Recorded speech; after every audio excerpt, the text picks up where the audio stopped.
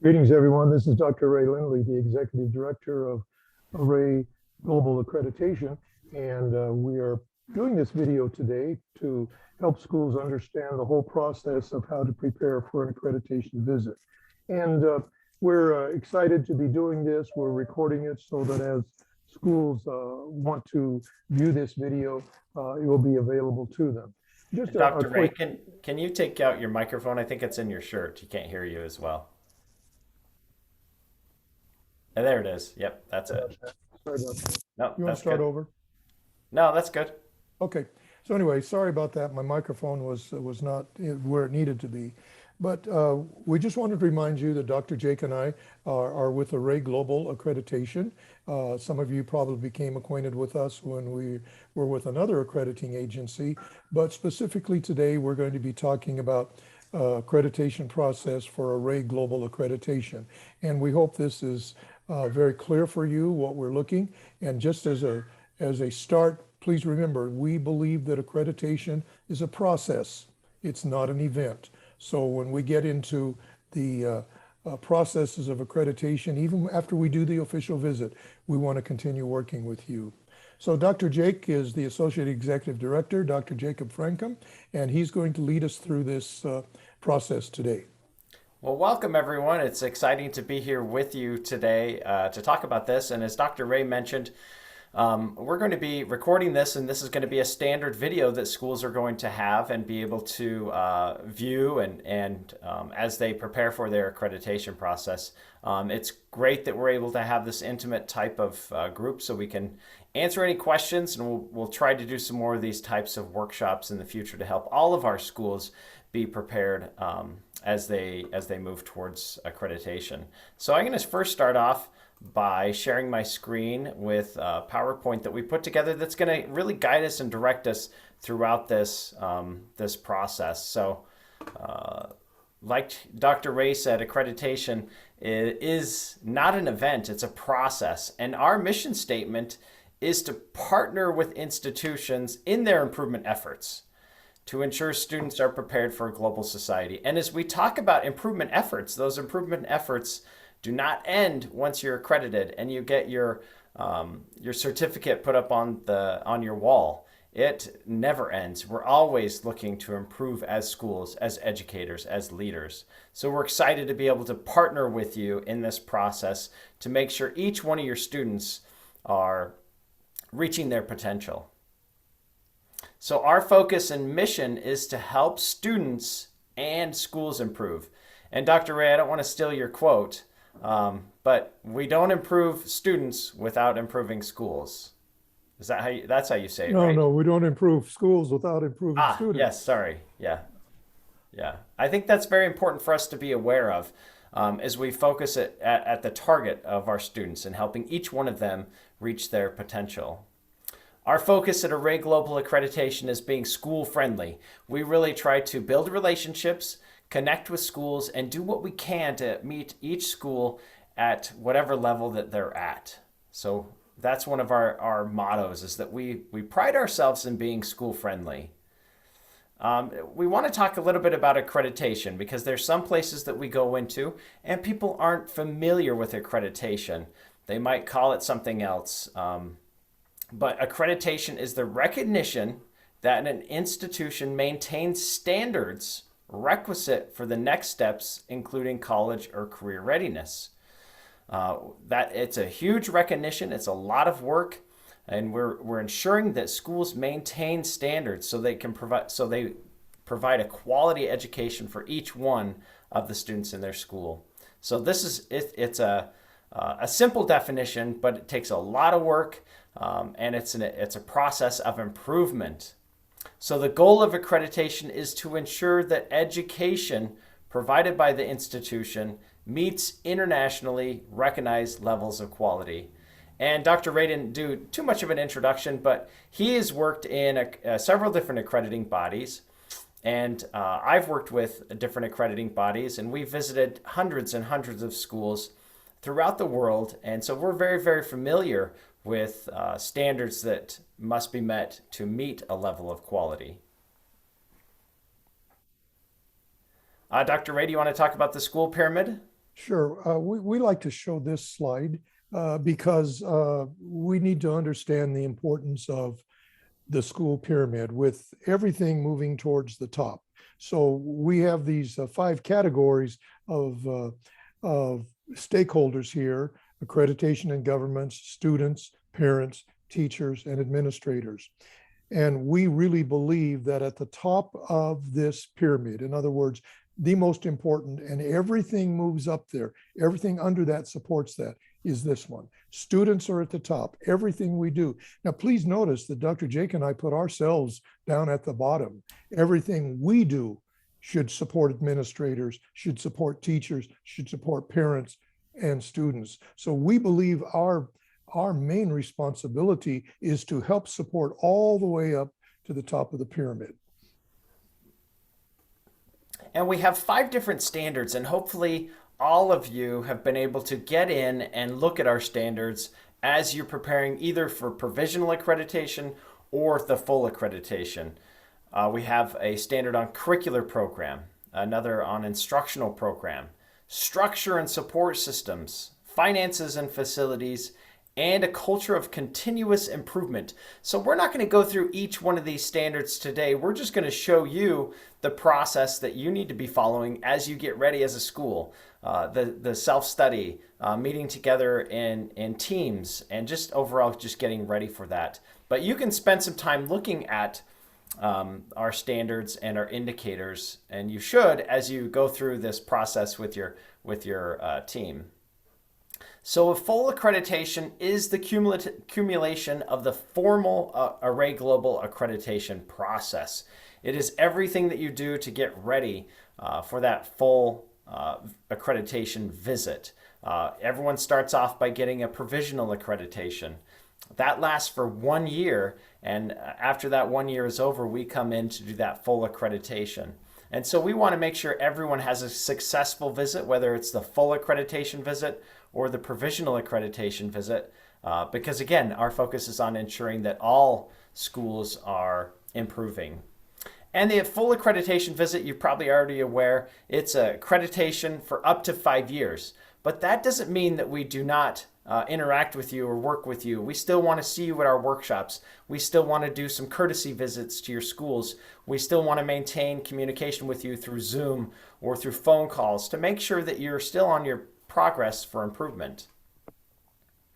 And there's 5 main steps that we're going to talk about today for the accreditation. The first one, getting started. The second, getting organized.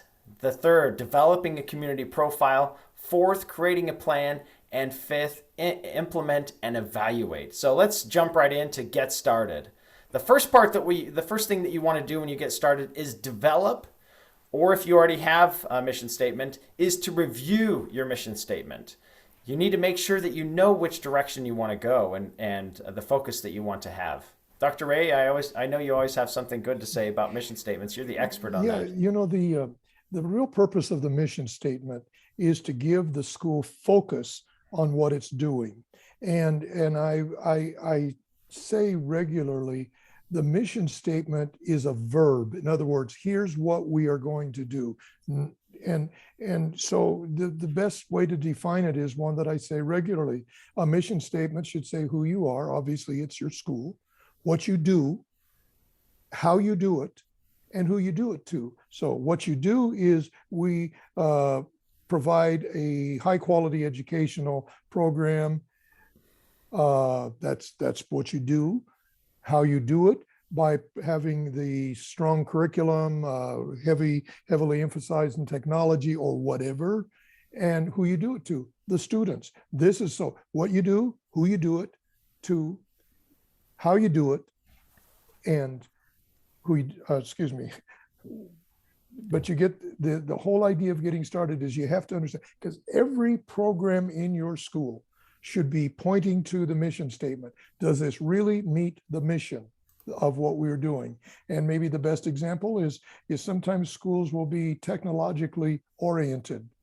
That means that every program in your school should be technologically oriented, high technology, if that's what your mission statement says. I know that's quite a bit to chew, but that's what the purpose of the mission statement is.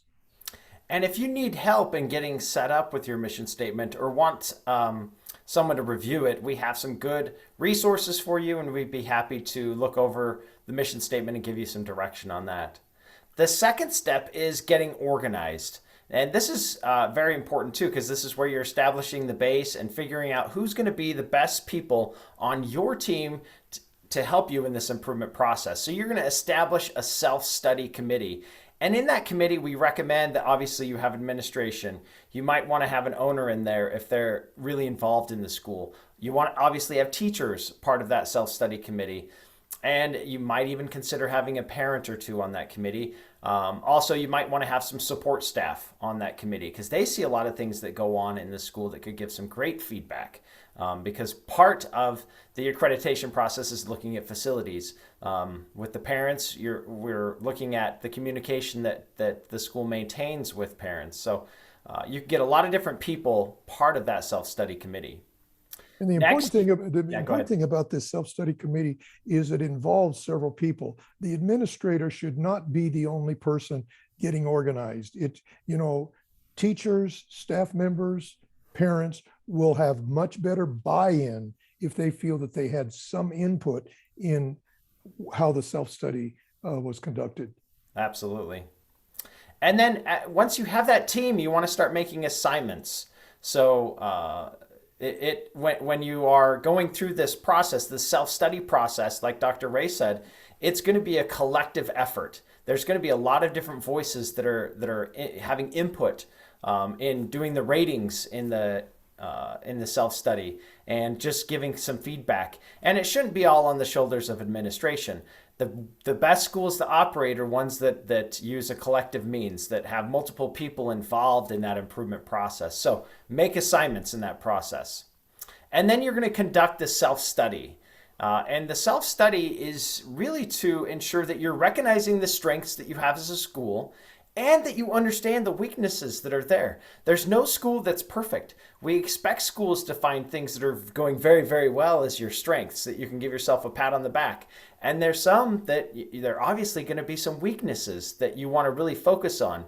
And after you list out those different weaknesses, the sum will boil up specifically to the top that you'll want to focus on initially in your school improvement process. Before I go any further, I wanted to talk about and look at that self-study. So this is what the self-study looks like, the accreditation report. You put your name in the top. It tells you exactly the step-by-step process and how to fill out this self-study, which we're talking about right now. And we'll be going over that. You're going to list out who on the committee you have that are helping you fill out this self-study.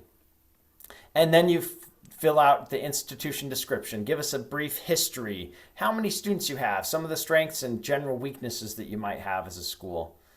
And then we come in and we'll fill out the visit team, whether it's a provisional accreditation or a full accreditation visit, we will fill this part out. And then this is the rating framework. So this is basically the rubric that we use throughout, and you use as your self-study team, that you use in rating each one of the indicators, whether it's exemplary, accomplished, developing, or exploratory. So none of them are negative in connotation. It just means that you might have to explore a little bit more in your weak areas, or that you've just started to implement it and you're developing that process still. Accomplished is where it's been implemented, but we could do a little bit more in the school to make sure it's fully integrated and really affecting each one of the students. Exemplary, it's something that's completely embedded throughout the school, and it's something that you would brag about, that you would talk about to your friends as you're talking about the great things that are going on in the school. So this is the first standard, the curricular program. We mentioned that already, but this is how you fill out the self-study. You would sit down with your team, maybe project this up on the wall, and as a team, you would rate this indicator. The standards are aligned with the institution's mission and are clearly stated. As you sit down and talk about it as a team, you might say, yeah, we do a really, really good job with it, but we could do a little bit better. We're going to rate ourselves as accomplished. And some items of evidence that you could say that are that would show that you're meeting this indicator, that you have a mission statement, you have some curricular standards, you have a master course schedule, and then you would write some brief comments in here about why you gave this rating. So it gives the team that comes in who's going to be conducting the full accreditation visit some good background as they're there and even before they get there. And as the team comes in, as they do a site visit, they're going to be doing the same thing. They're going to be sitting down as a team after visiting the school, looking at the items of evidence, and they're going to be saying, yep, we see the curricular statements, we see the mission statement, we see the master course schedule, and then they might say, we see some other things when we were talking with people through interviews. And then the team would actually write a few comments about why they gave the rating of accomplished, or they might say, you know what, that school actually is doing an outstanding job. We're going to give them exemplary. And that often happens where we see that in schools. Sometimes it could be a little bit higher, maybe a little bit lower. Often it's right on par with what the school does, and that's our whole goal in coming in and doing an accreditation visit, is to verify that you did the self-study as a school correctly and appropriately. And Dr. the Ray, nice thing about this format is you will notice side by side, here's what you say, here's what the visiting team says. And so in the case where Dr. Jacobs just said here, you rated yourself as accomplished, the visiting team said, hey, no, that's exemplary. And so that you know, here are the things that the visiting team looked at, but it's side by side. It's not like you have to go to another document. So when you receive the report back, half of it you will have already filled out. And it's the new half that the visiting team fills out. So you can see side by side and make a comparison between what you said and what the visiting team said. Okay, let's go back. So once you conduct a self-study, the next step of being organized is again, every school will have weak and strong areas. I know that sometimes it's hard to point out weak areas, but that's what really makes the improvement process so valuable, is recognizing those weak areas so you can focus on them to make them strong. And then as you're doing the self-study, make sure that you're giving completely honest ratings, so you can commend yourself for those great things that you're doing, and then focus on those weak areas to make your school the best and the strongest it possibly can.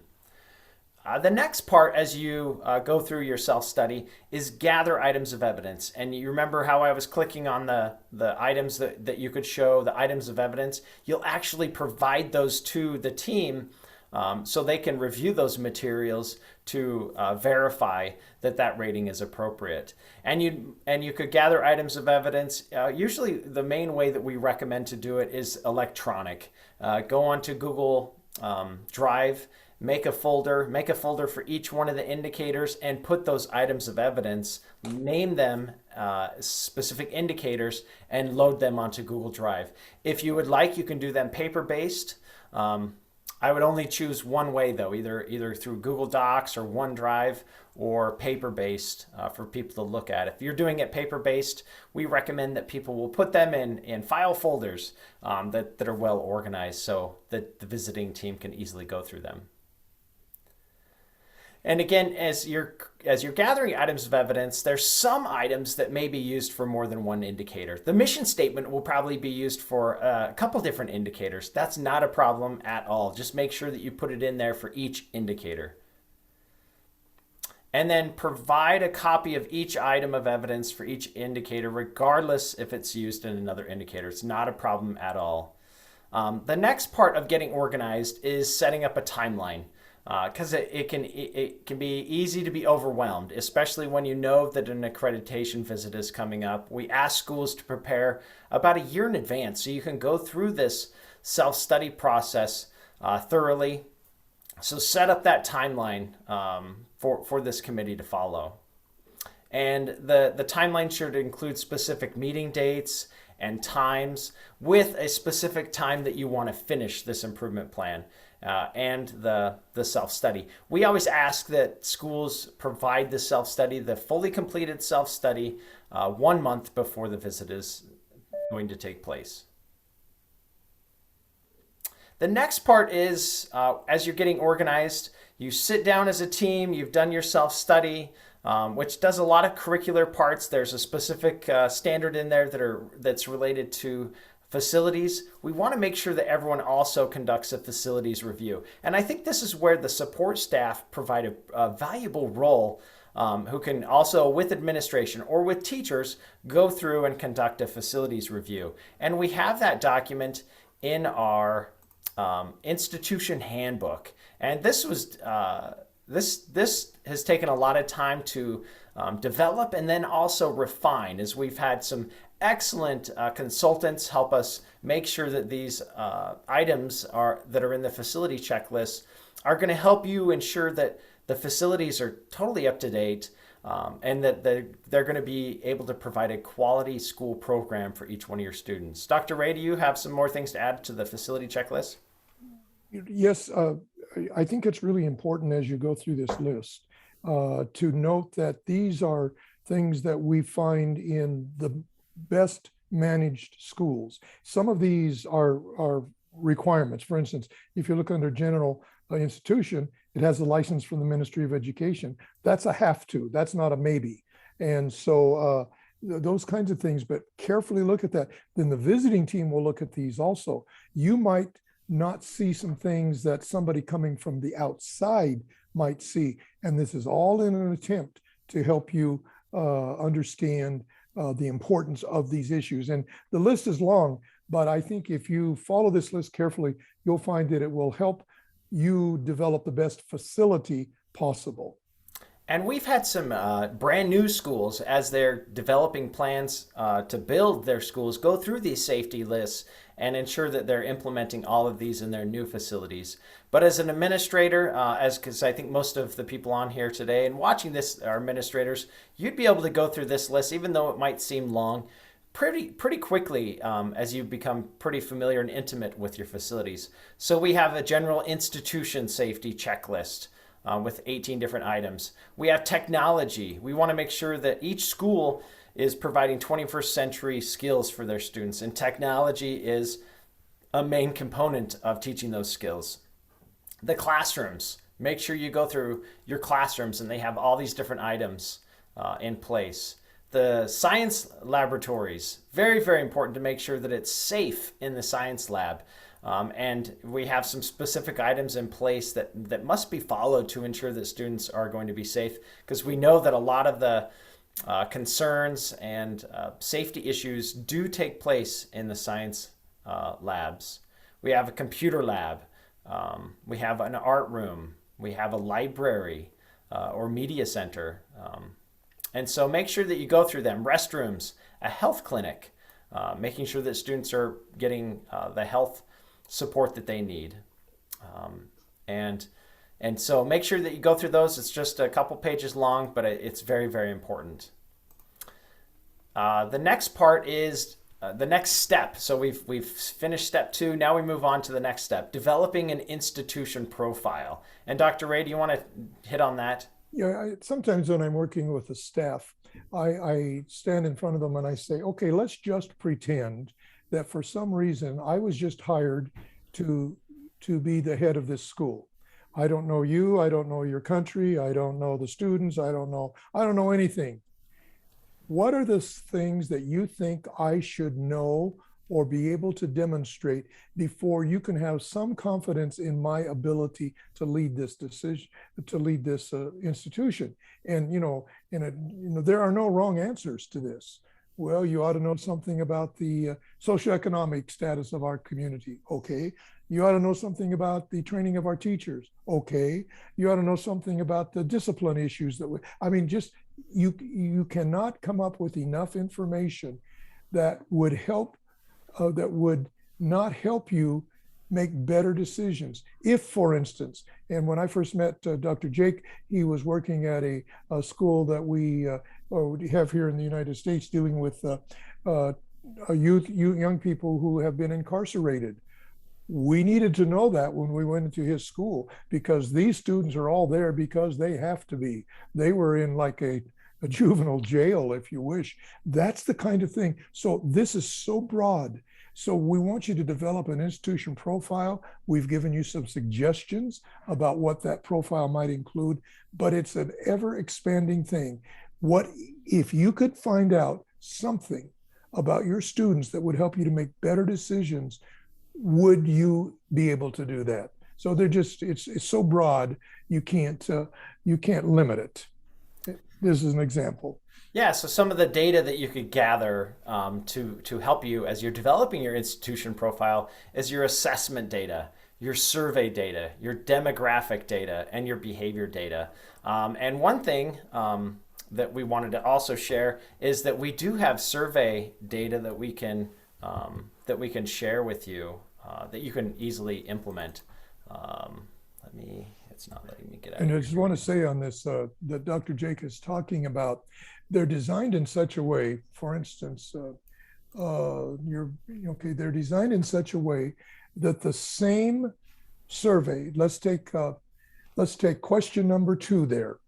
This is the parent survey.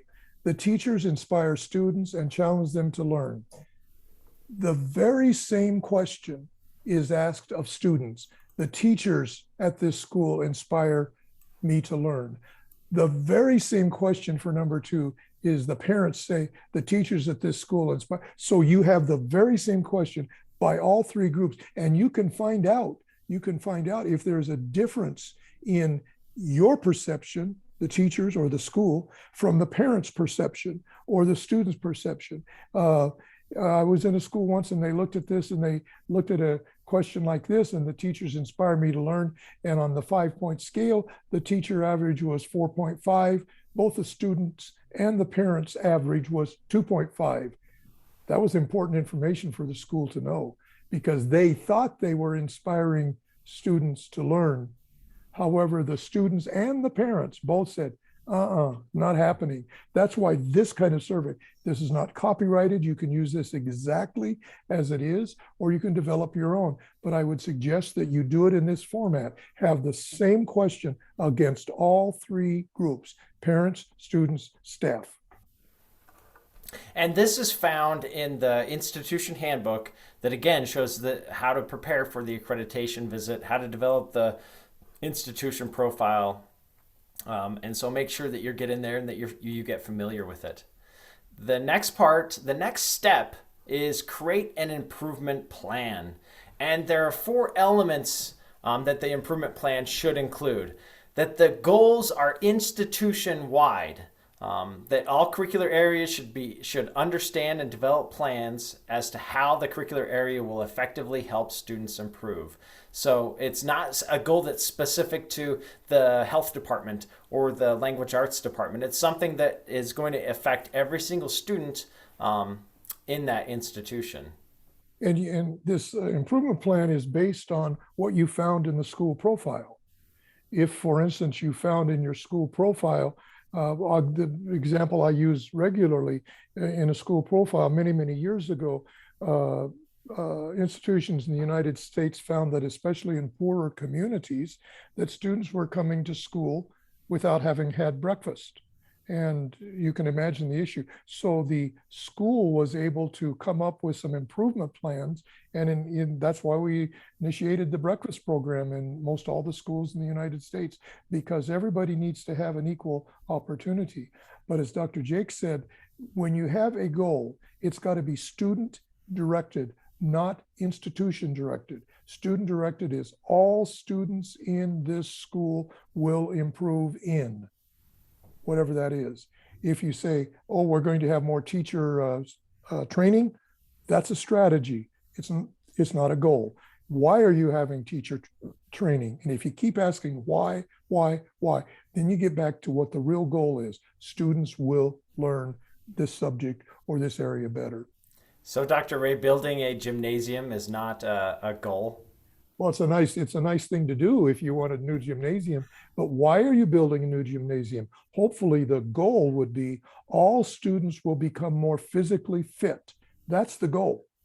Now, one of the things you're going to do is build a new gymnasium with modern equipment, and you're going to, there are other things. Those are strategies, but the goal is all students will become more physically fit, which isn't a bad goal, by the way. Yeah, that's great. So again, just remember that you're getting these goals, establishing these goals, like Dr. Ray said, from your profile after looking at all the data, after conducting the self-study, and you see some of those weak areas. You list out those weak areas that you have on your self-study. Focus on just a couple of them that are school-wide, that are student-focused, and that will make the biggest impact. And the goals should be measurable and directed improvement for all students. I think we've hit on that. But measurable, I think, is the most important part too. You don't want to just say, hey, we're going to improve the health of all the students. We need to know how and what it's going to look like when you're all done. Yeah, and it's something that can be measured. For instance, if you have one of these tests about physical fitness, so much that you can do, then you do it when you start, and then a year later you give the same assessment to students. Have they really improved? And it's easier to understand maybe in areas such as math and English, because those are more common goals that we see. So have the students really improved in this area? That can be approved. That can be proven by assessments. So and everybody does it. I've always often said you can teach math in an English class. You can teach English in a math class. Everybody has to be dedicated to this as a school-wide goal that we have. And I think Dr. Ray's already hit on the strategies, but there should be a strategy for each goal that is specific to the goal. So, building a gymnasium is a strategy to meet the goal of improving the health of all students in the school. Yeah, and so maybe after a year, let's go to the gymnasium again. After a year, you find out that the students didn't really show much improvement physically. It doesn't make the goal wrong. We need to look at the strategy. Okay, building a gymnasium just didn't do it. What other strategy can we put into place to meet the goal? The goal stays the same. Maybe the strategies will change. And then when you set goals, we always recommend that schools focus on some short range goals, some mid range goals, and some long term goals and strategies. And so the improvement plan should be concise, and it should be something that people are aware of, the goals that you're focusing on. In the schools that I run, I post our goals in each one of the classrooms. We shorten it down. It doesn't include all the strategies, but it focuses on the main goals that we're working on as a group of schools to make sure that we all know what they are and that we're all moving in the same direction. And I think it's important to understand in this improvement plan, we call it a school improvement plan, but I really insert the word student improvement plan. It's important for us to understand that when we come in for the accreditation visit, we don't expect to see perfection. We expect to see a process. If your process is appropriate and we can help you understand the process, I believe that eventually you're going to find that the success level will be appropriate. So don't expect that, especially in this area, that the improvement plan is going to be signed, sealed, delivered, and everybody's happy. Because probably those of you who've been around education for a while know that the group of students you get next year might not be the same kind of students you got last year. And so you'll just continue to work on this school improvement plan, and it's just like accreditation, it's an ever-growing, ever-changing document. And then the next step is implement and evaluate. So after you've done your self-study, your profile, you've established your school improvement plan, then you regularly meet to make sure that the goals are being implemented with fidelity. And if there are problems, that's where you need to do some troubleshooting and you adjust. And I think Dr. Ray hit on that just a second ago. So, and I think that's important. And when you're doing that adjustment, you're doing that through the strategies, and your goals still usually remain the same. And it's easier for us to work with a school that says, hey, we have these issues we need to work on. That's the kind of thing we like to help you with. But if we go in and the school is putting everything, a glossy picture over and say, oh, this is wonderful, we don't have any problems, there's not much we can help you with if you're not being realistic about how you're going to implement whatever these goals are. And then part of the implementation and evaluation phase, that you're evaluating data and that you're looking at measurements whatever measurements that you have in your school improvement plan. Some of you might have some standardized assessments. We require each school to use some kind of standardized assessment, and there are many of them out there. As an organization, we provide the tree test evaluation, that if you wanted to use that to track student progress. But that's a great piece of tool, is the standardized test to monitor student growth, especially in mathematics and language arts, which are usually the main areas that we want to be focusing on in schools.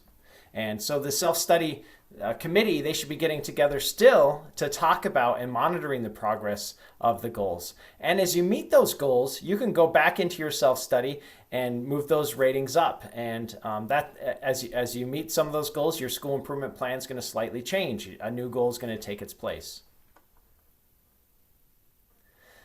So after you've done all these different items and you've done your self-study, you've created your profile, your school improvement plan, the next part is that you schedule your full accreditation visit with the executive director, with Dr. Ray.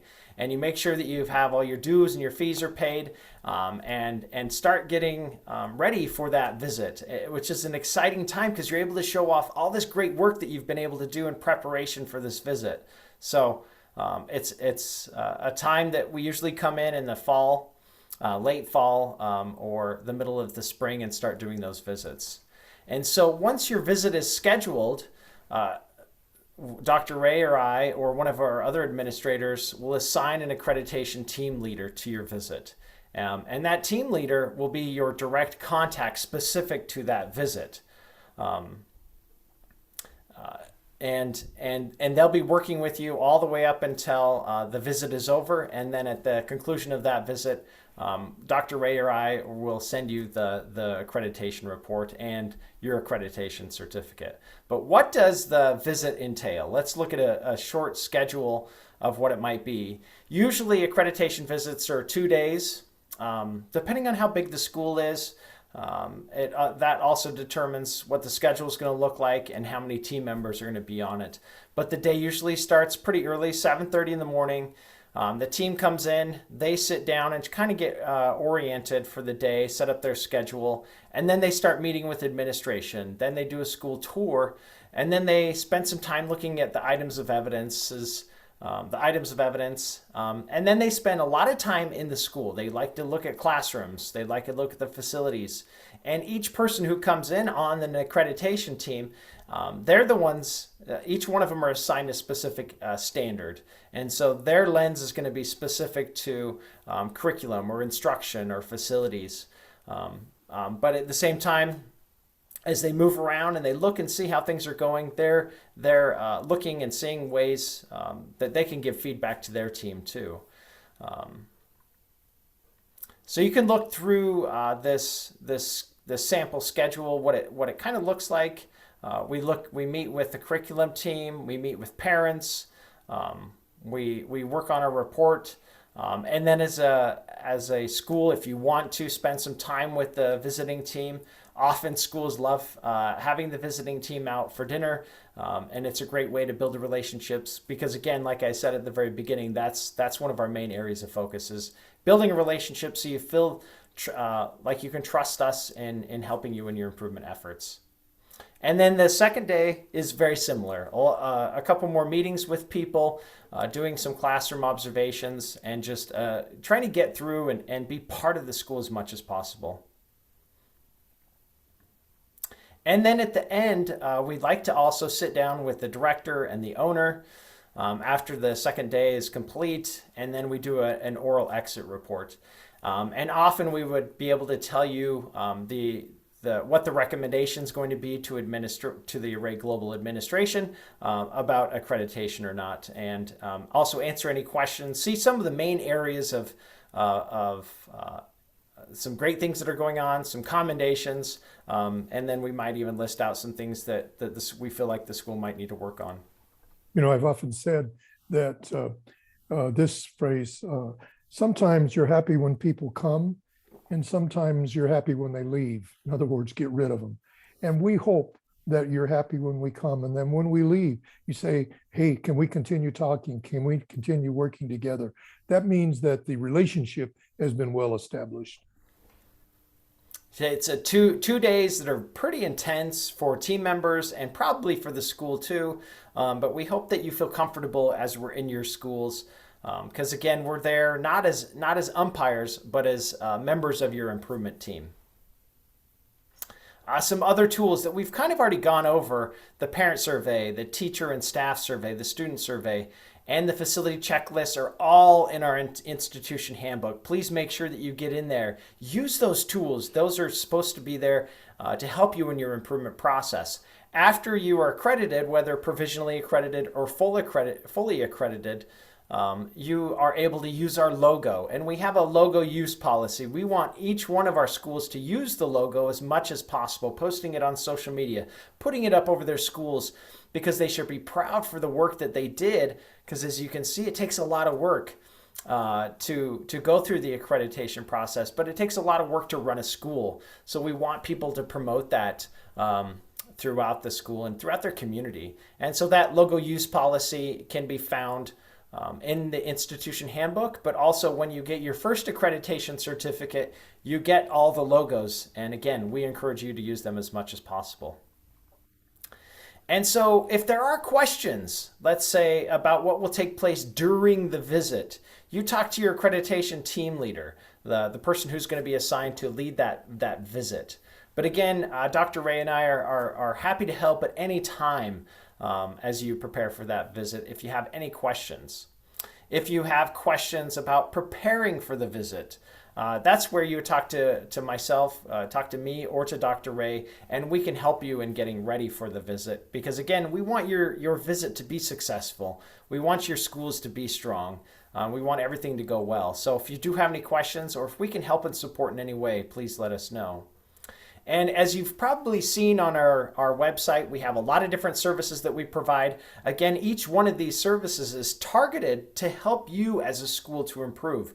Whether it's consulting, we have consultants that can work with you at any phase your school may be in. As if you're brand new, like some of the schools that we have on, or if you've been in operation for 10 years and you just want to focus on developing your curriculum a little bit more, we are there and we can help you do that. And so I recommend that each one of you get through and look at our services and see which ways that we can best help you and support you in your path towards improvement. So Dr. Ray, that's all we had for this kind of going through it, specifically what we had in place. So this might be a good time to put it up for questions. Yes, let's first of all, as we said at the beginning, this has been recorded. It will be available for you on our Facebook page, and I believe on YouTube also, Dr. Jake. Yep. And we hope that you are able to use this in working with your staff. We've tried to be as clear as possible to help you understand. We don't want you to be afraid of the visit. We want you to see this as a collegial work that we do together, because we're all in the same business and we're here to help you help students. So